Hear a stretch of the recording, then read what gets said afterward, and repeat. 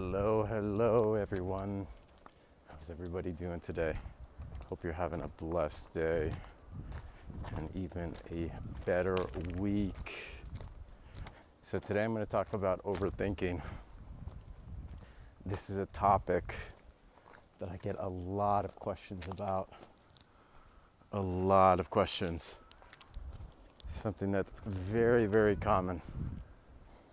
People that are on this healing journey, one of the first steps is learning to separate ourselves from our mind. And if our mind is in control, our life is going to be a mess. Because we're just at the victim of whatever our mind thinks and wants to do. They call us the monkey mind. And so the key is using the mind as a tool, but not letting the mind use you as a tool, because you're the one that's in control. That's first thing. Is once you realize that you're in control, that's the first step. That means that you have the power over yourself. So if I follow this path every single day, it's going to become super easy for me to follow. It's just going to become part of my subconscious, every part of this route.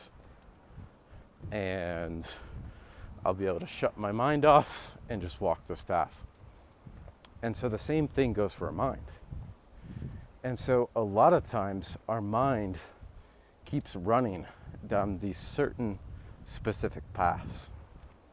And a lot of times it's tied to self-worth or love or validation, or we're putting our worth external to us.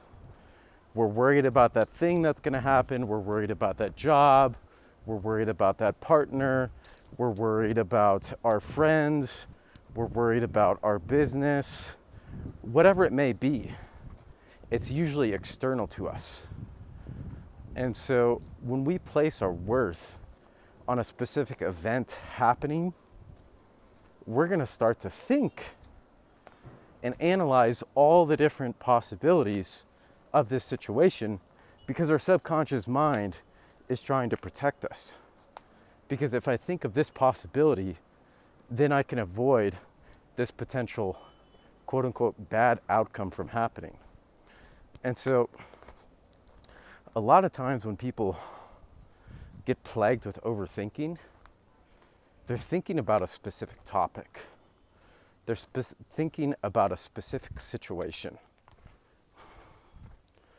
And so when we tie our worth and, like I said before, our validation, our love, to a specific outcome on happening, then that's when our mind starts to tick. And so it becomes this default thing, like me walking this path. After a while of going down this path, it just becomes easy. And it just becomes familiar. And the things that become familiar are easy to do on autopilot. And so it just becomes our basis. And so the mind, the subconscious mind, is always going to find things externally to worry about, because we have those worries within. And so I love this analogy, and I use this a lot, is if you squeeze an orange, what's going to come out? Red Bull? No. Gatorade? No. Wine? No. Water? No. Orange juice is going to come out. And so we have these specific circumstances externally that are squeezing us.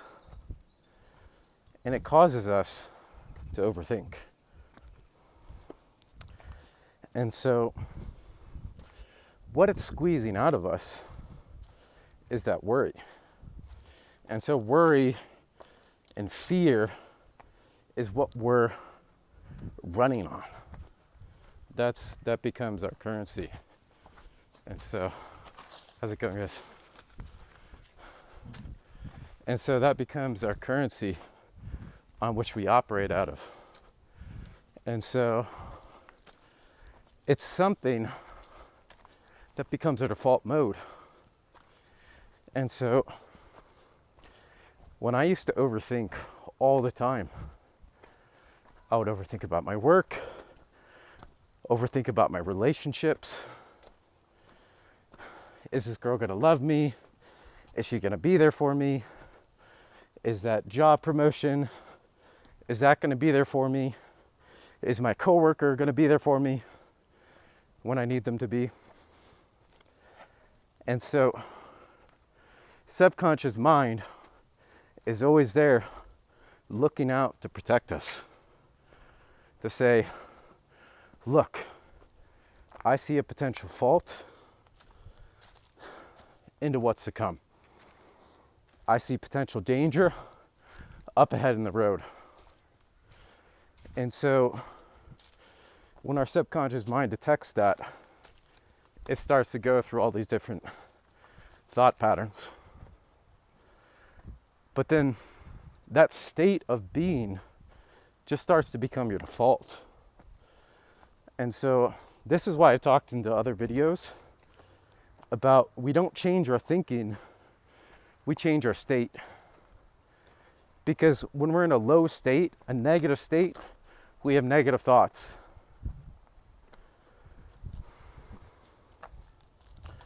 But if we're in a positive state, we're going to have positive thoughts due to our state.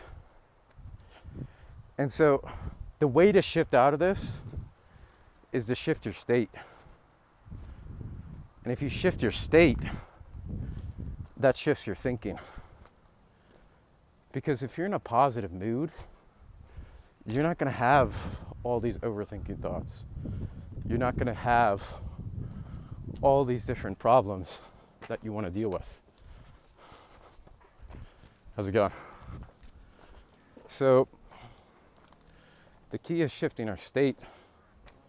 And once we start to shift our state, our thoughts will change. So that's the key behind all this. So that's one of the most important factors, is we have to switch our state. Because we can't outthink our way.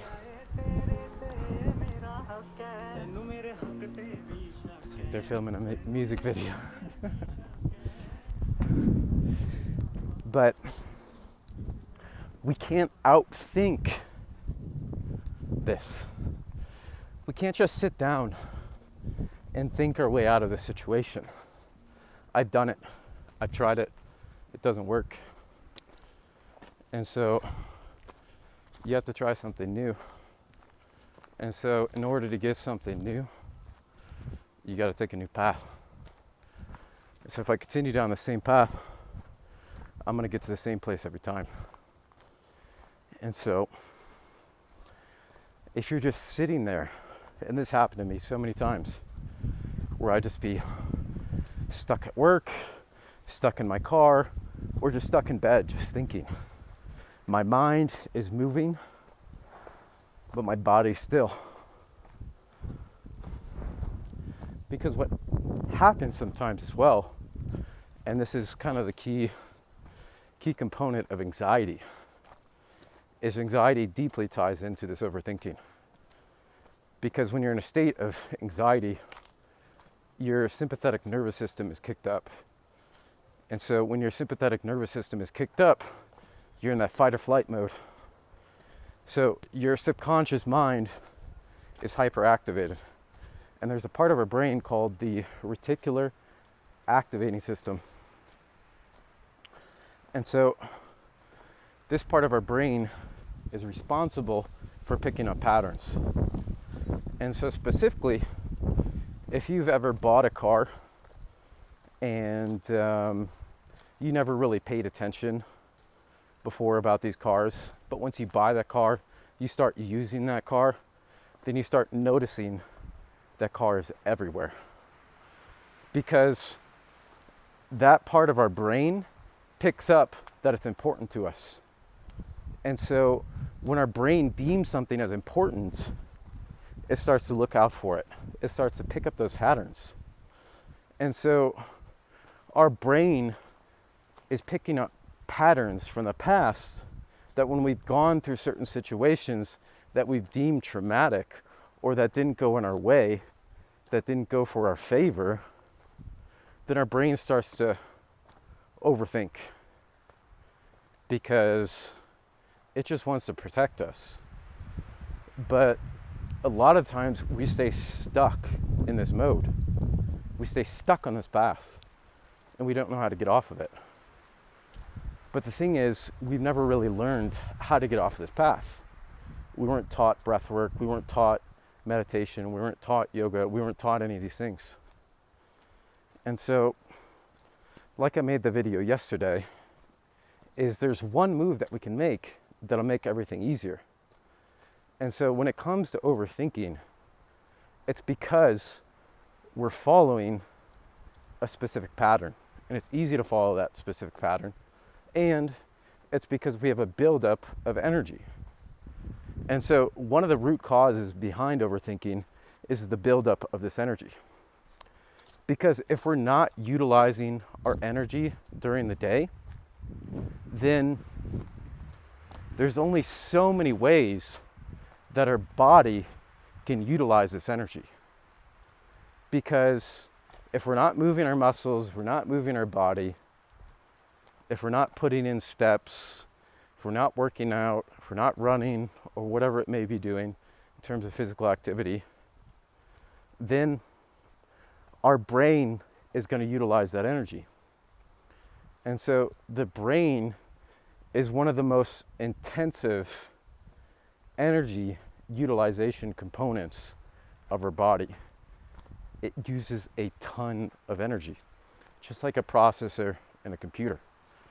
The processor is what utilizes the most energy in the computer.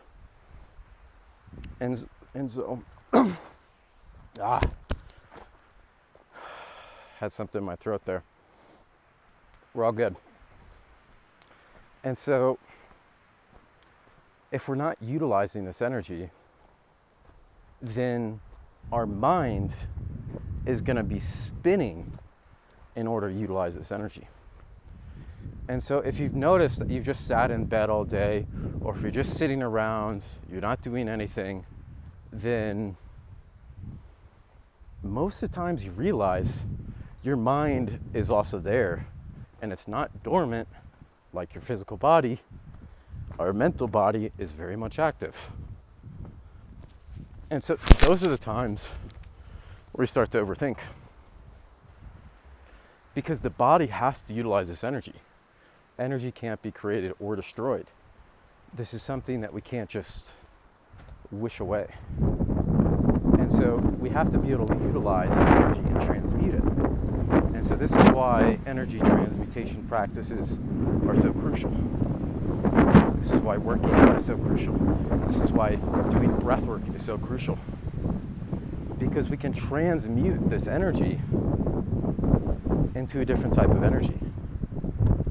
And so instead of this energy using us, instead of our mind using us, we can utilize the mind as a tool, as a gateway, to perform what we need to do to become free. Because if we do these practices, meditation, breath work, exercise, we can learn to control our nervous system. We can learn to regulate our nervous system. And so we can reprogram our nervous system to take a different path. Because right now I'm on this path. Even though it's a really good path, but sometimes if we keep going down the same path, it's going to get exhausting. And so there's times where we have to go through certain thought loops and to think about certain things in order to come to a solution. It's all fine and dandy. But if we're going day in and day out down the same thoughts, the same type of thinking. We're worried about something. We're trying to control it by thinking. Because when we struggle and we force, it's like, maybe if I think about all the different combinations, then I'll come to a solution. And then everything will be okay. But this isn't the case. And just like I talked about in the video yesterday, I prefer the art of sailing versus rowing, because I can utilize less energy and I can direct everything around me to go where I need to go. And so in these cases, we can heed the signals if we're truly connected to ourselves to find out what road we need to take, what path we need to take.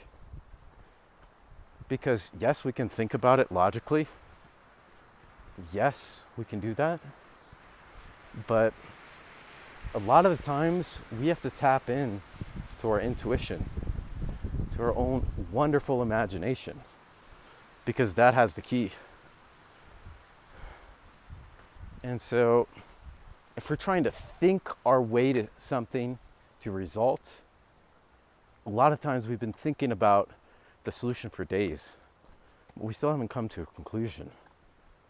And when we're in these cases, you just have to take a snap judgment. And the best way to make that snap judgment is based on how you feel, based on your intuition, and then just own it. Because we're worried about making a wrong decision sometimes. And so when you realize that nothing is bad or good inherently, and that everything happens to me and not the things, no, I said that completely wrong. Everything happens for me and not to me. That's my mantra. And so when I live by that mantra, and so I realize if I make a bad decision, I can come back from that. There's a learning to be had from that experience. And if I go through that experience and I make that wrong decision and something terrible happens, I know I'm the owner of that terrible situation because I made that choice. But then I'm also the owner of the results and the learning that comes from that situation. And that makes me wiser. I can then utilize that experience to learn for myself on my own journey, but then I can also warn people about the pitfalls on the path ahead. And so when you start to realize that everything is learning, you can start to let go and trust a little bit more. And then you realize you don't have to think and control and do all these things. But the key is noticing when you're in these specific modes, when your nervous system is triggered, when your sympathetic nervous system is triggered. Because when it's triggered, you are overthinking. You are stuck trying to figure this thing out. And so if I think of all the different pathways, then I'm going to find the result. But it's like, no. We've been down this pathway before. We know where it leads. And so why continue doing it? And so this isn't something that we can just use our mind, like I said before. We have to utilize our body to change our state. And so when we utilize our body to change our state, then that's when the magic happens. Because we can shift our nervous system to the parasympathetic state, which is that rest and digest. And so when we do that,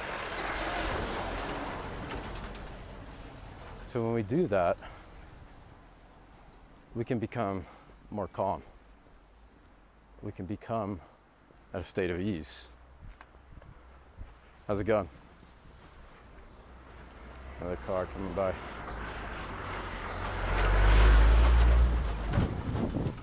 And so we realize that we're in total control. And when we realize that,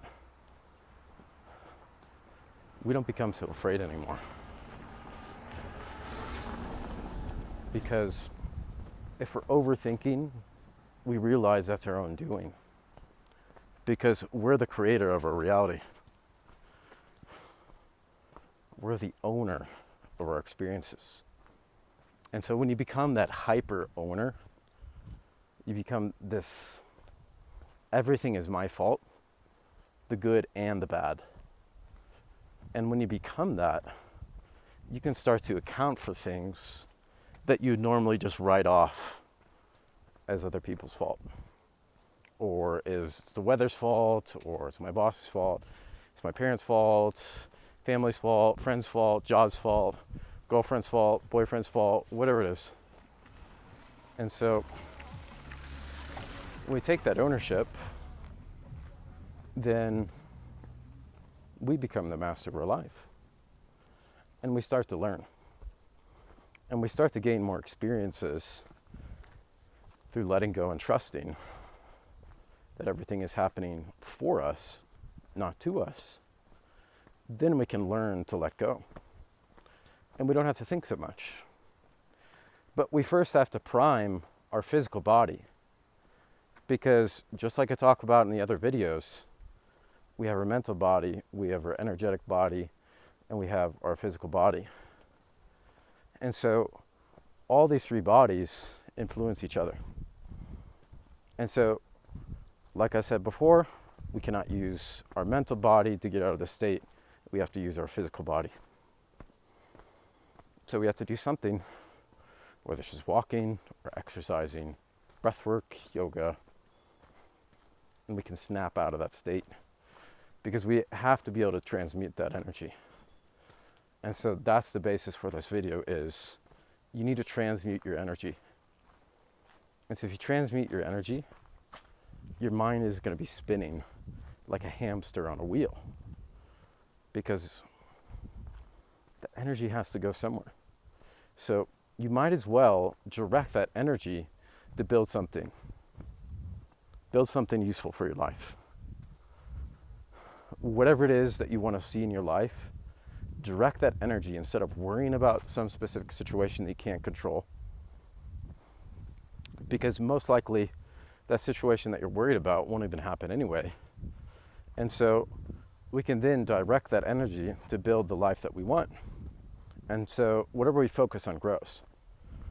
And so that's the key behind this is we have to snap out of this sympathetic state into the parasympathetic. So this calm phase, and then we can shift, and then our thinking will change. And that is it, everybody. Peace and love, everyone.